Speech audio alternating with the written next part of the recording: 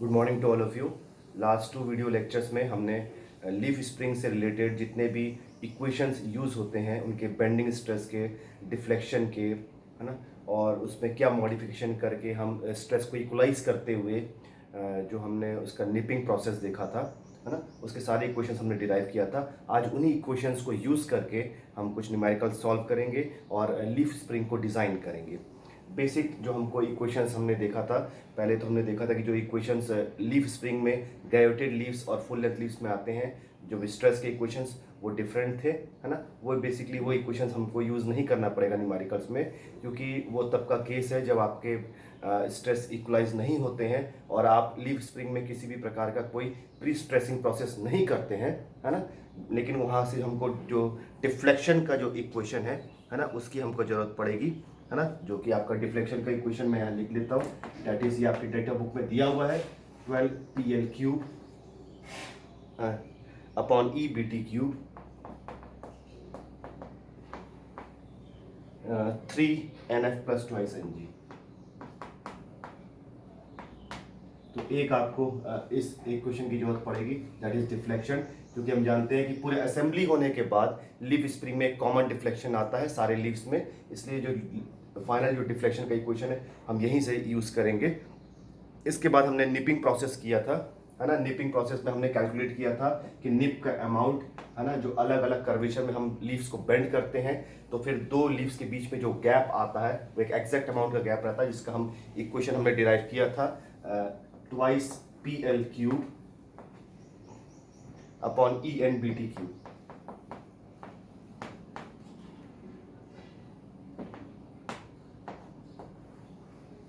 इसी तरीके से हमने आगे, है ना, इस गैप को क्लोज करने के लिए हमको जो इनिशियल लोड लगता है PI, है ना, इसको भी हमने डिराइव किया था, जिसका इक्वेशन था 2NGNFP upon N times 3NF + 2NG। और लास्ट जो हमको बेसिक इक्वेशन मिलेगा कि जब आप सारे स्ट्रेस को, सारे लीव्स के स्ट्रेस को इक्वलाइज कर देंगे, तो जो सारे प्लेट्स में एक कॉमन बेंडिंग स्ट्रेस का फॉर्मूला मिलेगा, वो हमको फाइनली मिल गया था, that is σB = 6PL/NBT²।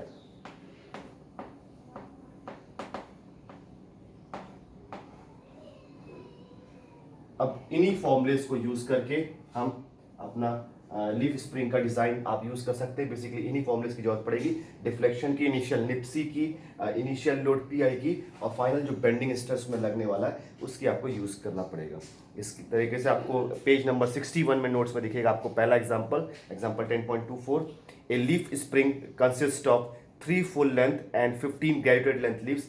Given data हम पहले लिख लेते हैं। हमको 3 फुल लेंथ है, मतलब NF की वैल्यू आपको मिली हुई है 3 और NG आपका है 15, नंबर ऑफ गाइडेड लीव्स। ध्यान रखेंगे कि जब भी NG की वैल्यू दिया रहता है, नंबर ऑफ गाइडेड लीव्स, इसमें मास्टर लीफ इंक्लूड रहता है, तो ये कन्फ्यूजन नहीं रखेंगे। शुरू से मैंने बताया है कि हमेशा गाइडेड लीव्स में मास्टर लीफ इंक्लूड रहता है ना, तो इसलिए आपका 15 + 3 टोटल नंबर ऑफ लीव्स आपको यहाँ से दिख जाएगा। अगर आप इसको ऐड कर लें तो कहीं पर भी N आएगा तो ये आपका मिल जाएगा आपको N18, यही कैलकुलेट आप कर लेंगे। The centre distance between spring eyes is 1 metre. अब मैंने जो कंस्ट्रक्शन में डायग्राम बनाया था, ये डायग्राम आपकी डेटा बुक में भी है ना, वो दैट इज 10.17 आपको दिखेगा, जो एक लीफ स्प्रिंग बना हुआ है, उसको अगर आप ध्यान से देखेंगे तो डिस्टेंस बिटवीन स्प्रिंग आइस मतलब दो मास्टर लीफ में दिखेगा आपको, दो जहाँ पर बेंड होता है वहाँ से जो डिस्टेंस था उसको हमने नोटेशन में 2L लिया था, तो हम वही चीज़ यूज़ करेंगे।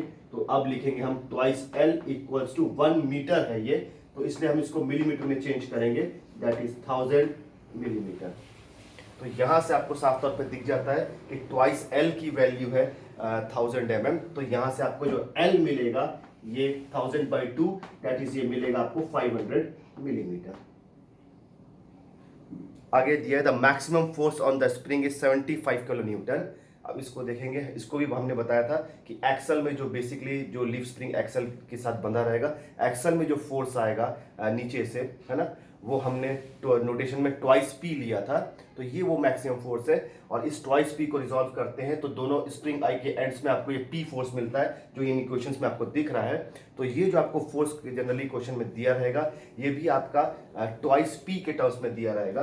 तो यहाँ से आपको ये ट्वाइस पी है जो कि 75 किलो न्यूटन दिया है, तो जिसका हम न्यूटन में चेंज करेंगे तो 75,000 न्यूटन होगा। इसका मतलब यहाँ से आपको जो कैपिटल पी की वैल्यू है वो 75,000/2 आएगी, मतलब 375,000 न्यूटन, ये आपको पी मिल जाएगा। तो ये बेसिकली ये ध्यान रखेंगे कि कभी भी स्प्रिंग आई के बीच का डिस्टेंस दिया रहेगा या लोड दिया रहेगा आपको न्यूमेरिकल में, तो वो आपका ट्वाइस एल और ट्वाइस पी के टर्म्स में रहेगा, जिसको आपको हाफ करते हुए ही अपने न्यूमेरिकल्स अपने इक्वेशंस में यूज करना है। हमको पी की जरूरत पड़ती है, आपको दिख रहा है यहाँ पर कैपिटल पी और कैपिटल एल की जरूरत पड़ती है, लेकिन इक्वेशंस आपको जो गिवन डाटा रहता है maximum force on the spring that is वो होगा आपका ट्वाइस पी, और डिस्टेंस बिटवीन स्प्रिंग गाइस तो वो हो जाएगा आपका ट्वाइस एल, और हमको हाफ लेंथ की जरूरत पड़ती है और हाफ लोड की जरूरत पड़ती है। तो ये बेसिक आपको चीज आपको हमेशा ध्यान रखना है कि गिवन डाटा को आपको कैसे कन्वर्ट करना है। इसके बाद आपको दिया हुआ the ratio of width to the thickness is 9:1। जैसा कि हम जानते हैं कि आपके लीफ स्प्रिंग का क्रॉस सेक्शन जो प्लेट्स है उनका क्रॉस सेक्शन ये रेक्टेंगुलर रहता है, जिसमें हम इसको ले लेते हैं आपका विड्थ बी, और ये ले लेते हैं आप आपका नोटेशंस में हमने यूज किया था थिकनेस टी, है ना। तो यही जो रेशियो दिया हुआ है विड्थ टू द थिकनेस दिया हुआ है आपको 9:1, मतलब b बाई जो t है वो आपको मिलेगा 9/1, मतलब हम इसको ऐसा लिख सकते हैं b = 9t।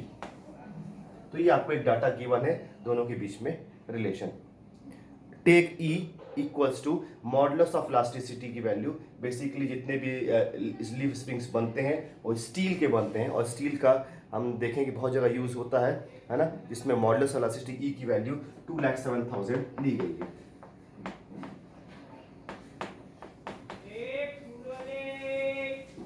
इसके बाद है the leaves are pre stress. देखेंगे यहाँ पर डाटा में दिया है कि लीव्स में प्री स्ट्रेसिंग कर दी गई है। प्री स्ट्रेसिंग प्रोसेस जब भी किया जाता है, या निपिंग प्रोसेस भी बोलते हैं, है ना, प्री स्ट्रेसिंग करने के बाद सारे प्लेट्स में, चाहे वो एक्स्ट्रा फुल लेंथ हो चाहे ग्रेजुएटेड हो, सारे प्लेट्स में सारे लीव्स में जो स्ट्रेस है वो इक्वलाइज हो जाता है। तो प्री स्ट्रेसिंग कर दी गई है, इसका मतलब हमको स्ट्रेस अलग अलग नहीं मिलेगा। तो आपके डेटा बुक में जो सिग्मा BG और सिग्मा BF का जो अलग अलग इक्वेशन लिखा था उसको हमको यूज नहीं करना है। सारे प्री स्ट्रेसिंग करने के बाद सारे स्ट्रेस इक्वल हो जाते हैं, तो इक्वल होने के बाद जो स्ट्रेस यूज होता है वो यही यूज होता है ना, और यही स्ट्रेस की वैल्यू आती है। तो हम इसी को आगे यूज करेंगे। The leaves are pre-stressed such that the stress in all the leaves is equal to 450 Newton per millimetre square. तो आपको ये सिग्मा B की भी वैल्यू आपको मिली हुई है, that is 450 Newton per millimetre square. Find, आपको तीन चीजें निकालनी है। पहला है आपका width and thickness of the leaves. तो पहला चीज हम निकालेंगे, हमारा स्टेप 1 यही बन जाएगा। B और T की आपको वैल्यू चाहिए सबसे पहले। तो दिख रहा है क्रॉस सेक्शन आपको चाहिए B और T, है ना। और बेसिकली आपको दिख रहा है यहाँ पर भी कि हमारे पास जो मैक्सिमम डाटा है उसमें हम सिग्मा B को ही यूज करते हैं। जो भी आपको डायमेंशंस हैं, हमको मालूम है स्ट्रेस के साथ हमेशा एक क्वेश्चन में जो हम जनरल जानते हैं stress equals to force per unit area, तो वो इस एरिया में ही डायमेंशंस रहता है। तो स्ट्रेस का इक्वेशन ही हम यूज करते हैं हमेशा एरिया निकालने के लिए। तो हम अभी यही इक्वेशन यूज करने वाले हैं, that is sigma B equals to 6PL/NBT²। तो यहाँ से हमको B और T की वैल्यू मिलने वाली है। आपको P पता है, L पता है और N भी पता है, दैट इज 18। लेकिन यहाँ जो बेंडिंग स्ट्रेस है ये हम ध्यान रखेंगे, ये हमेशा हम FOS का यूज करते हुए आप हमेशा इसमें एक परमिसिबल स्ट्रेस रखते हैं। अगर ये नहीं दिया रहता है आपको तो यहाँ पर हम परमिसिबल बेंडिंग स्ट्रेस का यूज करते हैं। लेकिन आपको अभी के केस में ये परमिसिबल बेंडिंग स्ट्रेस दिया हुआ है, that is 450 Newton per millimetre square. तो ये इजीली आपका कैलकुलेट हो जाएगा, that is 450 equals to 6 × 37500 × L जो आपका है 500/N आपको मिल गया है 18, है ना, इंटू B और T स्क्वायर लिखा हुआ है। तो हमको मालूम है B इक्वल्स टू 90 है, तो दैट इज 90 × T स्क्वायर। तो ये 90 क्यूब हो जाएगा। तो अब अगर आप इसको सॉल्व करेंगे तो उसमें एक ही अननोन है T, इसको आप निकाल सकते हैं। ये T अभी इक्वेट करके आ रहा है 11.56 मिलीमीटर। तो बेसिकली हम जानते हैं कि हमारा जो डायमेंशंस निकलते हैं हम बेसिकली इसको राउंड ऑफ करते हैं एक स्टैंडर्ड डायमेंशंस में, एक होल नंबर में। तो यहाँ पर हम इसको लिख सकते हैं कि let thickness of leaves T equals to 12 millimetre. तो इस तरीके से आपका टी का वैल्यू आ जाता है और इसी को आप पुटअप करना है आपको b इक्वल्स 90 में, है ना। तो आपको ये b की वैल्यू आपको मिल जाएगी 108 मिलीमीटर।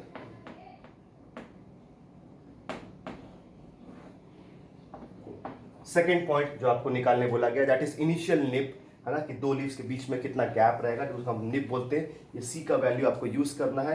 ये सी के इक्वेशंस के लिए आपके पास लोड है 37,500 न्यूटन, एल है आपका 500 का क्यूब, ई आपको दिया हुआ है 2,07,000, एन आपको मालूम है 18 है ना, बी आपका निकल चुका है 108 और टी निकल चुका है आपका 12 का क्यूब। मतलब इजीली आपको इसी फॉर्मूले में इसको पुट अप करना है।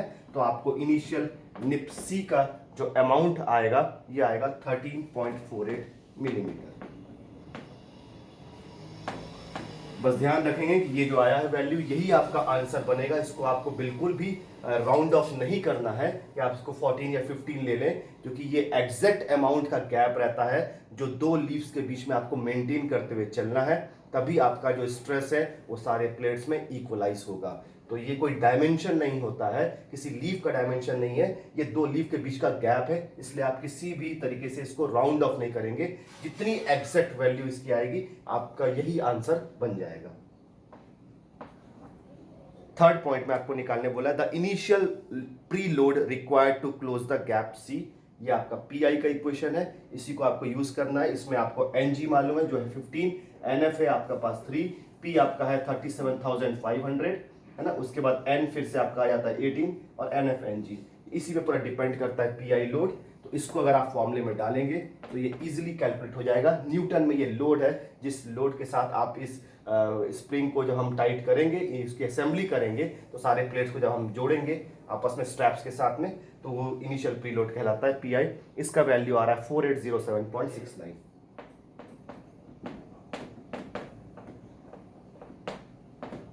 ये आपका आ जाएगा पीआई का वैल्यू। तो इस तरीके से ये आपका पहला न्यूमेरिकल है जो बेसिकली फॉर्मूला बेस्ड है और ये इस तरीके से डिजाइन हो जाता है। बेसिक आपको ध्यान रखना है कि जब भी हमको लीफ स्प्रिंग को डिजाइन करना है, तो लीफ स्प्रिंग को डिजाइन करने के लिए हमको उसका क्रॉस सेक्शन की जरूरत पड़ती है, जो कि है बी और टी, इसी को निकालना रहता है और ये स्ट्रेस का इक्वेशन यूज करके ही निकलता है। आपका डिजाइन करना मतलब जैसे हम जानते हैं कि डायमेंशंस निकालना, तो बेसिकली लीव्स का डायमेंशन यही होता है। तो आपको ये स्ट्रेस का इक्वेशन सिग्मा बी वाला यूज करके उसके डायमेंशंस को निकालना रहेगा। आगे देखते हैं एक example 10.25।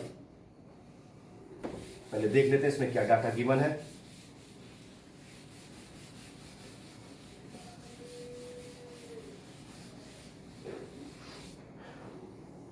A leaf spring has 2 full length and 10 graduated length leaves। तो मतलब यहाँ NF आपको दिया हुआ है 2 और NG की वैल्यू आपको दिया हुआ है 10। इसका मतलब जो आपका N की वैल्यू हो जाएगी वो हो जाएगी आपकी 12। द स्प्रिंग आइज इज 1.2 मीटर। स्प्रिंग आई के बीच का डिस्टेंस जैसा कि मैंने पहले बताया था ये ट्वाइस एल है। 1.2 मीटर को आप मिलीमीटर में कन्वर्ट करेंगे, दैट इज ये आएगा 1200 मिलीमीटर। इसका मतलब आपका जो एल आ जाएगा ये आ जाएगा 600 millimetre. The leaves are made of steel. अब आपको यहाँ पर जो लीव्स का प्लेट्स का मटेरियल दिया है जो कि स्टील है, और स्टील की एक प्रॉपर्टी होती है दैट इज यील्ड स्ट्रेंथ, वो आपको दिया हुआ है SYT की value equals to 1500 newton per millimetre square. ये SYT की वैल्यू आपको दिया हुआ है। Next and take E modulus of elasticity की वैल्यू, वो आपका सेम है 2,07,000 न्यूटन पर मिलीमीटर स्क्वायर आएगा ये आपका। And factor of safety is 2.5। यहां पर FOS आपको दिया हुआ है 2.5। Maximum spring force is 30 kilo Newton. फिर से वो ट्वाइस P आपको दिया हुआ है दैट इज 30,000 न्यूटन में कन्वर्ट करेंगे तो, और इसका मतलब आपका जो P आ जाएगा वो आएगा 15,000 न्यूटन। तो इस तरीके से आपको ये डाटा गिवन है। अब आपको लिखा है फिर से लास्ट लाइन में, the leaves are pre stress, मतलब प्री स्ट्रेसिंग हो गई है तो सारे स्ट्रेस इक्वलाइज हो गए। तो सिग्मा बी का यही क्वेश्चन आपको यूज करना है इसके डिजाइन करने के लिए। और फाइंड, पहला आपको बोल रहा है cross section of the leaves, और हम जानते हैं कि cross section of the leaves मतलब जो रेक्टेंगुलर क्रॉस सेक्शन है, आपको फिर से बी और टी आपकी वैल्यू आपको निकालनी रहेगी। तो इसके लिए आपको क्रॉस सेक्शन निकालना है, तो आपको मालूम है यही क्वेश्चन हम यूज करेंगे, that is sigma B equals to 6PL upon N B T square. अब सबसे पहले हम यहाँ परमिसिबल स्ट्रेस की वैल्यू निकालेंगे, है ना। परमिसिबल स्ट्रेस, क्योंकि इस बार आपको स्ट्रेस दिया नहीं है, लेकिन उस मटेरियल के लिए जो प्रॉपर्टी है वो SYT की वैल्यू और फैक्टर ऑफ सेफ्टी आपको दिया हुआ है। तो हम यहाँ पर जानते हैं कि bending stress, permissible bending stress को हमने बहुत जगह जहाँ पर यूज होता है कि बेंडिंग स्ट्रेस की जरूरत पड़ती है, इसको हम आपका टेंसाइल स्ट्रेस के जैसा ही मान के चलते हैं, है ना। क्योंकि जब भी कोई चीज बेंड होती है तो उसमें टेंशन और कंप्रेशन के फाइबर्स में आता ही है, तो उसी बेसिस पे हम टेंशन का इक्वेशन यूज करते हैं, जिसका परमिसिबल स्ट्रेस निकालने का फॉर्मूला होता है SYT अपॉन FOS, है ना, स्टील के केस में, है ना। तो इसीलिए स्टील को हम डिजाइन SYT के बेसिस पे करते हैं। तो यहाँ पर आपका permissible bending stress sigma B आपका आ जाएगा, जो आएगा SYT अपॉन FOS, और ये दोनों डाटा आपको गिवन है, दैट इज 1500 डिवाइड बाई 2.5। इसको करेंगे तो यहाँ पर बेंडिंग स्ट्रेस आपको मिल जाएगा 600 न्यूटन पर मिलीमीटर स्क्वायर। अब आपके पास बेंडिंग स्ट्रेस है, आपके पास लोड है P जो 15,000 है, और L है 600 mm, N आपके पास है 12, लेकिन अब आपके पास ये दो अननोन है B और T आपको दिख रहा है ना। तो अगर आपके पास ये दो अननोन है, पिछले लास्ट क्वेश्चन में हमने देखा था कि दोनों के बीच में आपको रेशियो गिवन था, दैट इज 9:1।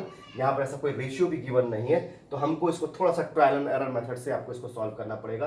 तो आप सबसे पहले इस इक्वेशन में आप सारी वैल्यू डाल के बी टी स्क्वायर की आप वैल्यू निकालेंगे इस तरीके से, जैसे 600 equals to 6 into 15,000 into 600 upon N times N आपका है 12 इंटू बी टी स्क्वायर, इस तरीके से। क्योंकि आपको बाकी सारे आपको वैल्यूज पता है, तो आपको सबसे पहले यहाँ से बी टी स्क्वायर की वैल्यू निकालना है, जो कि मेरी बी टी स्क्वायर की वैल्यू आ रही है 7500।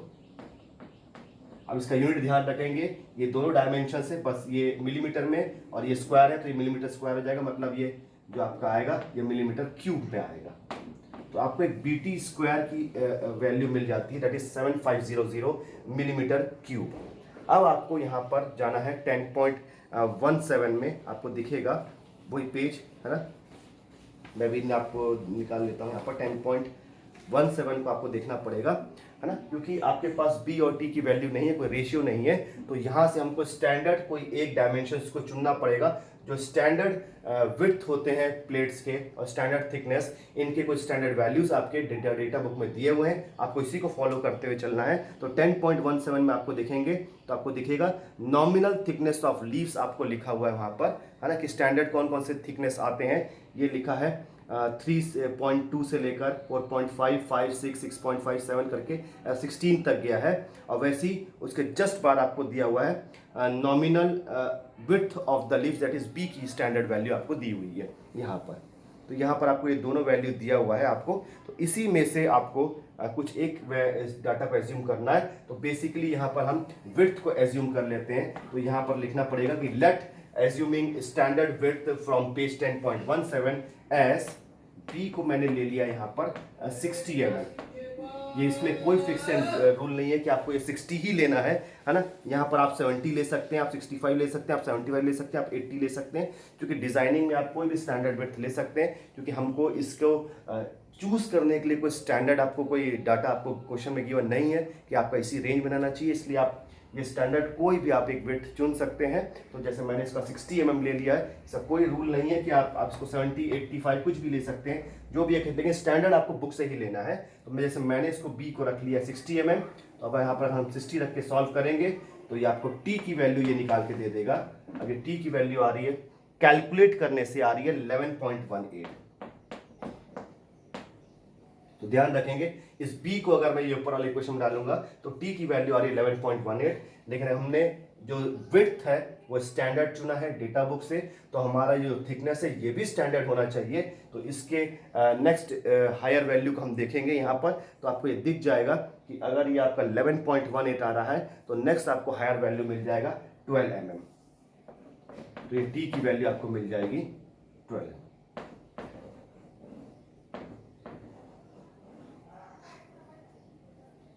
तो ये दोनों हमारे स्टैंडर्ड डायमेंशंस है विड्थ और थिकनेस के, जो हमारे डेटा बुक से ही लिए गए हैं। तो इस तरीके से अगर कभी आपको रेशियो ना मिले, है ना, लीव्स का, तो आपको इस तरीके से कोई एक डायमेंशंस को एज्यूम करके उसके दूसरे डायमेंशंस को आपको निकाल लेना है। सेकेंड ऑप्शन में आपको बोला है निकालने के लिए इस न्यूमेरिकल में deflection at the end of the spring, है ना, डिफ्लेक्शन की वैल्यू। अब आप हमको डेल्टा का इक्वेशन यूज करना पड़ेगा, जो आपके डेटा बुक में है, डेल्टा इक्वल्स टू आपको 12PL³ EBT³ upon 3NF plus twice NG, है ना।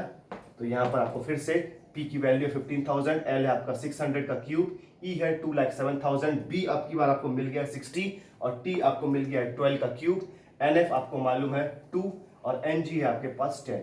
तो इस सारे को आप रखेंगे तो आपका ये जो डायमेंशन आएगा डेल्टा, ये आ रहा है निकल के 69.68 मिलीमीटर।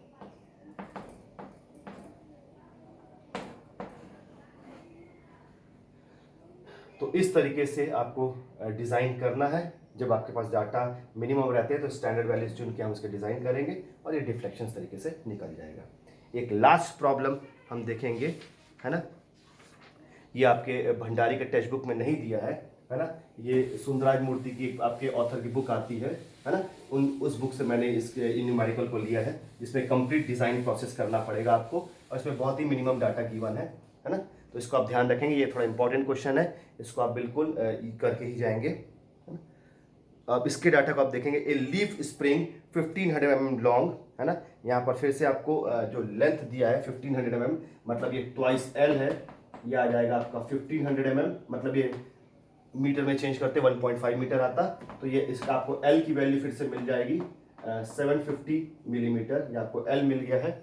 इसके बाद carries a load of 12 kilo Newton, ये जो लोड कैरी कर रहा है ये फिर से आ जाएगा ट्वाइस P, ये है 12 किलो न्यूटन, मतलब ये आ जाएगा 12,000 न्यूटन, मतलब यहां से P की वैल्यू आप देखेंगे तो ये आपको मिल जाएगी 6,000 न्यूटन।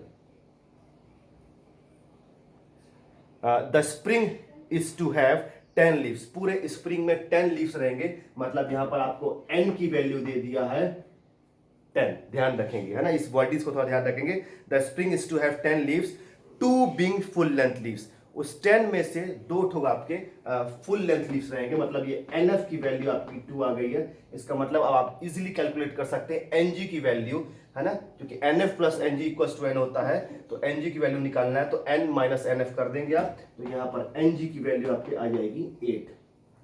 तो नंबर ऑफ ग्रेविटी लीव्स भी आपको मिल गया, फुल लेंथ लीव्स भी मिल गया और टोटल लीव्स तो आपको दिया है 10। इस तरीके से the deflection is to be 60 mm, यहां पर एक और डाटा दिया है, दैट इज डिफ्लेक्शन, डेल्टा की वैल्यू आपको दिया हुआ है 60 मिलीमीटर। डिजाइन द स्प्रिंग, अब आपको स्प्रिंग डिजाइन करना है, तो बेसिकली जैसे मैंने बताया था कि स्प्रिंग डिजाइन के केस में आपको एक ही चीज निकालना है, दैट इज क्रॉस सेक्शन, उसका विड्थ, स्टैंडर्ड विड्थ और स्टैंडर्ड थिकनेस की वैल्यू आपको निकालनी रहेगी, है ना। तो हम स्टार्ट करते हैं आपका स्टेप 1 से, जैसा कि आपको दिख रहा है। सबसे पहले आप देखेंगे यहाँ पर कि हम ये वाला इक्वेशन यूज करने वाले हैं जिसमें 6PL/NBT², है ना, फिर से आपके पास BT² की कोई रेशियो नहीं है ना, और P और L तो गिवन है और N भी है आपके पास, तो इसका मतलब हमको ये जो जमाना पड़ेगा BT² के टर्म्स में ही जमाना पड़ेगा। लेकिन अब की बार आपको ये परमिसिबल बेंडिंग स्ट्रेस निकालने के लिए ना ही कोई मटेरियल गिवन है, ना ही उसका प्रॉपर्टी गिवन है, ना ही आपको फैक्टर ऑफ सेफ्टी गिवन है। इसका मतलब अब आपको सबसे पहला स्टेप, ऐसे केस में जहां पर मटेरियल गिवन नहीं रहता है, हमारा हमेशा पहला स्टेप बन जाता है, that is selection of material. हम मटेरियल लेंगे, उसकी सारी प्रॉपर्टीज चुनेंगे, है ना, और उसके बाद हम कैलकुलेट कर लेंगे परमिसिबल बेंडिंग स्ट्रेस। तो यहाँ पर आपको दिख रहा है कि सिलेक्शन ऑफ मटेरियल के लिए आपको रिफर करना पड़ेगा। सबसे पहले आप जाएंगे पेज 2.21 में आप जाएंगे, है ना, क्योंकि बेसिकली लीफ स्प्रिंग्स जो बनते हैं वो एलॉय स्टील से बनते हैं, हम जानते हैं कि स्टील आपके दो कैटेगरी में डिवाइडेड है, एक प्लेन कार्बन स्टील जिसमें सिर्फ कार्बन रहता है, एक एलॉय स्टील इसमें कुछ एलॉइंग एलिमेंट्स रहते हैं उसको अच्छे स्ट्रेंथ देने के लिए, है ना। तो बेसिकली क्योंकि बहुत आपको लीफ स्प्रिंग को बहुत लोड झेलना रहेगा, है ना, बहुत लोड कैरी कर सकता है, बहुत हैवी व्हीकल से सस्पेंशन में लगता है, इसलिए ये जो बहुत अच्छे स्ट्रेंथ के मटेरियल से बना रहता है, तो इसलिए इसमें एलॉय स्टील्स यूज किया जाता है। तो 2.21 में आपको दिखेगा टेबल नंबर 2.39, वहां पर लिखा है एप्लीकेशंस ऑफ एलॉय स्टील। अब कौन सा एलॉय स्टील आपके स्प्रिंग में बनाने में लगेगा, तो इसमें इसलिए आपको पढ़ना पड़ेगा एप्लीकेशन ऑफ एलॉय स्टील। उनके एप्लीकेशन ऑफ पार्ट को पढ़ेंगे। आपको पहला कॉलम दिखेगा डिस्क्रिप्शन, ये आपके एलॉय स्टील मटेरियल का डेजिग्नेशन है, और उसके बाद सेकंड कॉलम में एप्लीकेशन, ये कहाँ अप्लाई हो रहा है। तो आपको सबसे पहले तो हमको देखना है कि आपको स्प्रिंग बनाने के लिए कौन सा एलॉय स्टील यूज होता है, तो आप इसी को कंटिन्यू करेंगे। तो नेक्स्ट पेज में जाएंगे 2.22 में पेज में, तो आपको दिख जाएगा आपको एक जगह पे कि लैमिनेटेड कॉइल एंड वॉल्यूट स्प्रिंग्स लिखा हुआ है ना। लैमिनेटेड स्प्रिंग, कॉइल वाले स्प्रिंग और वॉल्यूट स्प्रिंग्स, ये अलग अलग कैटेगरी होती है। तो हमारा लीफ स्प्रिंग लैमिनेटेड स्प्रिंग्स में ही आता है, तो वहां से हम इसका मटेरियल ले सकते हैं जो कि है 42CR6V1। तो पेज 2.22 में आपको लिखना पड़ेगा from page 2.22 for designing of laminated coil और वॉल्यूट स्प्रिंग, है ना। Let us take alloy steel, है ना, 42CR6V1।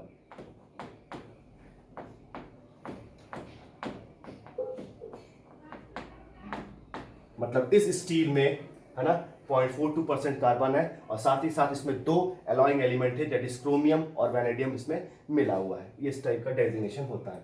तो ये आपको मटेरियल आपने सेलेक्ट कर लिया है। अब इस मटेरियल की आपको बेसिकली है ये स्टील, तो स्टील की दोनों प्रॉपर्टी डिफाइंड रहती है, दैट इज SYT और SUT। तो आपको यही देखना है। अब इसकी प्रॉपर्टी आपको इससे प्रीवियस पेज में मिलेगी, दैट इज 2.20 में आपको देखना पड़ेगा, है ना। पेज नंबर 2.20 जिसका टेबल नंबर है 2.37, यहाँ पर लिखा हुआ है mechanical properties of alloy steel. Alloy steel की सारी प्रॉपर्टीज दी हुई हैं। यहाँ पर आपको डेजिग्नेशन में आपको ये सबसे पहले इस मटेरियल को ढूंढना है ना। तो आपको ये मटेरियल दिख जाएगा आपको। तो लास्ट के आपको थर्ड आपको रो में आपको दिख जाएगा ये, है ना, 42CR6V1 दिखेगा, और इसके जस्ट बाद वाला जो कॉलम है दैट इज टेंसाइल स्ट्रेंथ लिखा है मेगा पास्कल और न्यूटन पर मिलीमीटर स्क्वायर। अब ये बेसिकली मैंने बताया था कि जब भी डेटा बुक में टेंसाइल स्ट्रेंथ की वैल्यू डिफाइंड रहती है, टेंसाइल स्ट्रेंथ लिखा रहता है, that stands for ultimate tensile strength, मतलब SUT की वैल्यू ये डिफाइंड रहेगी, क्योंकि आगे जाके आपको दिखेगा, है ना, कहीं ना कहीं आपको उसका भी वैल्यू दिख जाता है। अगर यील्ड स्ट्रेंथ देना रहता है ना, तो ये यील्ड लिखता है, ये यील्ड वर्ड को यूज करता है। लेकिन अगर यील्ड नहीं रखाता है तो आपको ध्यान रखना टेंसाइल स्ट्रेंथ मतलब SUT की वैल्यू डिफाइन है। तो नेक्स्ट कॉलम से आपको SUT की वैल्यू मिल जाएगी।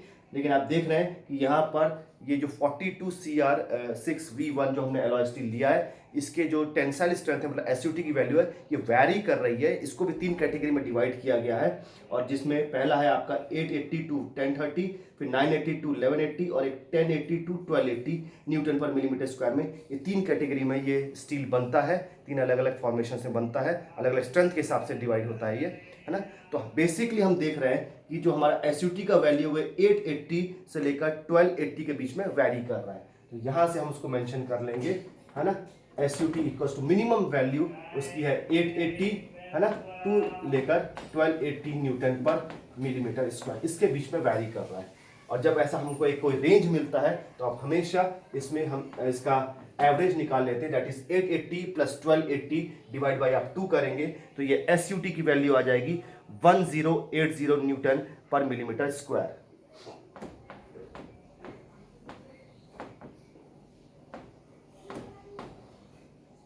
ये इस टाइप का आपको SUT की वैल्यू मिल जाएगी, है ना।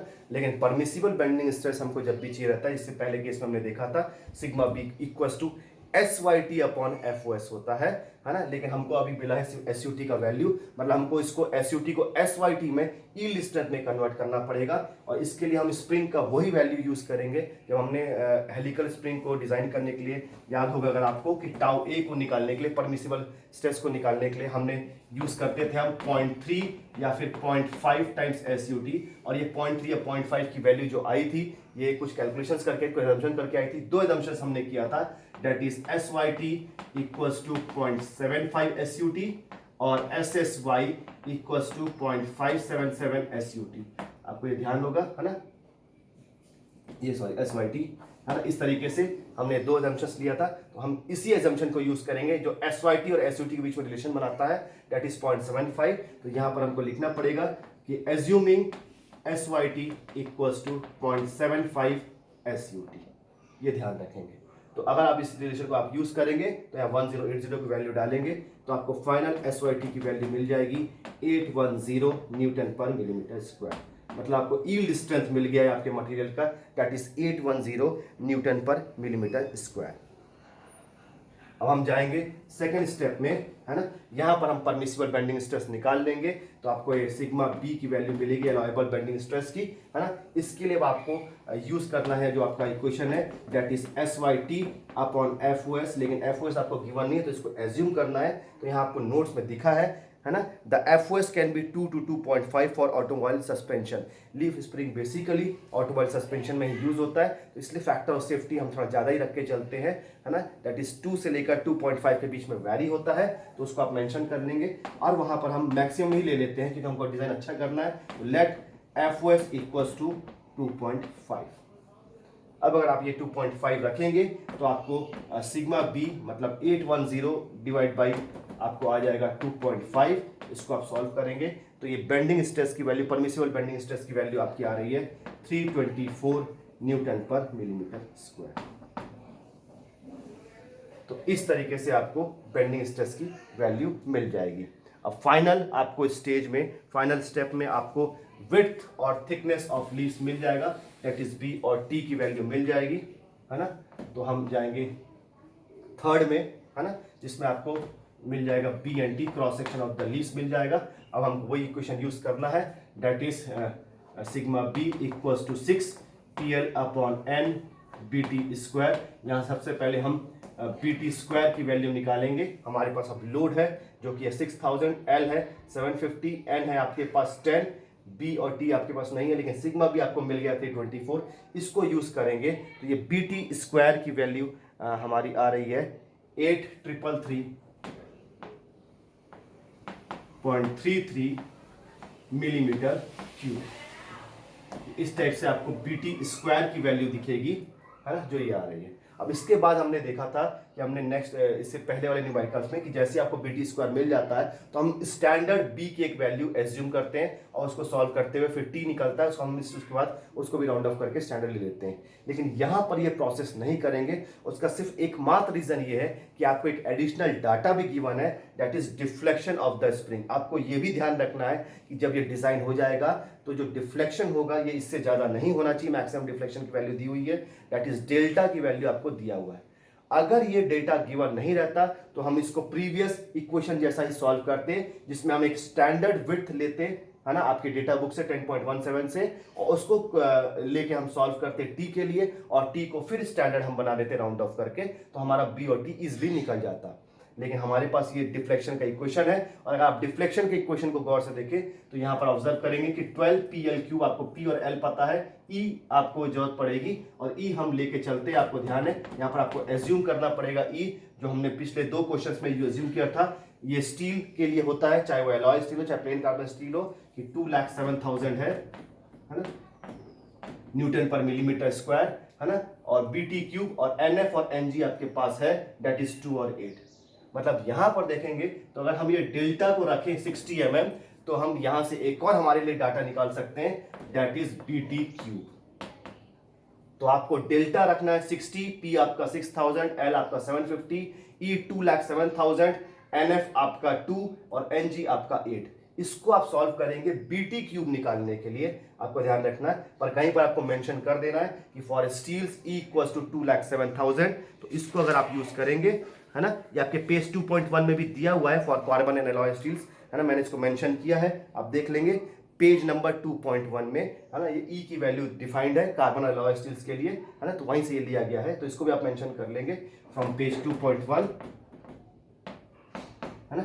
अब BT3 की जो वैल्यू निकल के आ रही है, इसको सॉल्व करने से ये आ रहा है 4 × 166, ऐसा भी कुछ आ रहा है, आपको बड़ा सा नंबर आ रहा है 111166, लेकिन ये BT3 है, मतलब ये आएगा mm⁻⁴। इसका एक आपको यूनिट रखना पड़ेगा, यूनिटलेस क्वांटिटी नहीं है ये, है ना। तो इस तरीके से आपको दो इक्वेशंस दिख जाएंगे, एक बीटी स्क्वायर के और बीटी क्यूब के, है ना। अगर हम इसको अब नेमिंग कर दें तो ये आपका बन जाएगा इक्वेशन 1 और ये बन जाएगा आपका इक्वेशन 2। अब इसके बाद आपको इजी है कि डिवाइडिंग 2 बाई 1 आपको बस करना है ना। 2 से आपको 1 को डिवाइड करना है, तो बीटी क्यूब के नीचे आप बीटी स्क्वायर डिवाइड करेंगे तो आपको टी की वैल्यू मिलेगी, क्योंकि बी भी आपका कैंसिल हो जाएगा और सिर्फ आपका टी बचेगा। ये टी की वैल्यू आ रही है हमारी 13.34, लेकिन ये डेसिमल में है।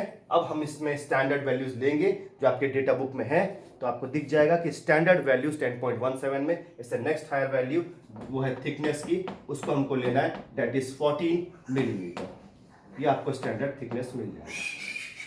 अब हमको निकालना है स्टैंडर्ड विड्थ की वैल्यू। तो स्टैंडर्ड विड्थ की वैल्यू निकालने के लिए आपको दिख रहा है कि दोनों में आपका विड्थ का इक्वेशन है, लेकिन बेसिकली आपको इसको डालना है इक्वेशन 1 में। अगर आप इसको इक्वेशन 2 में डाल के देखेंगे तो आपको थोड़ा वैल्यू अलग मिलेगी दोनों इक्वेशंस में, है ना, क्योंकि ये डेल्टा का इक्वेशन है और ये बेंडिंग स्ट्रेस का इक्वेशन है, लेकिन हम डायमेंशंस हमेशा बेंडिंग स्ट्रेस को यूज करते हुए निकालते हैं, है ना। तो इसीलिए ये आपका बीटी क्यूब डिफ्लेक्शन के इक्वेशन से आया है और ये बीटी स्क्वायर बेंडिंग स्ट्रेस के इक्वेशन से आया है, और हम डायमेंशंस बेंडिंग स्ट्रेस के इक्वेशन से ही निकालते हैं। इसलिए आपको ये टी की वैल्यू को इक्वेशन 1 में, जो कि बेंडिंग स्ट्रेस के इक्वेशन से बीटी स्क्वायर है, उसमें आप पुट अप करेंगे तो यहां से आपको जो बी की वैल्यू है ये अभी आ रही है 42.52, लेकिन ये भी डेसिमल वैल्यू है, इसको भी आपका स्टैंडर्ड में कन्वर्ट करना है। तो स्टैंडर्ड में आप 10.17 में देखेंगे तो ये आ जाएगा 45 मिलीमीटर। तो ये क्वेश्चन बस इसीलिए डिफरेंट है क्योंकि इसमें एक एडिशनल वैल्यू दिया था डिफ्लेक्शन का आपको 60 mm का, है ना। तो हमको बस उसी को यूज करते हुए हमने ये दो इक्वेशंस बनाए हैं, और लेकिन फाइनली हम बेंडिंग स्ट्रेस के इक्वेशन में डाल के आपको जो वैल्यूज मिली है उसको स्टेराइज करना है आपको जो डाटा बुक में 10.17 में वैल्यूज मिली है। तो इस तरीके से आज हमने 3 न्यूमेरिकल्स किए हैं। बेसिकली इतना ही आता है। इसके डिजाइन में आपके ये विड्थ और थिकनेस के लिए यही चीजें यूज करनी पड़ती है। तो ये टॉपिक आपका यहाँ पर आज खत्म होता है। Thank you.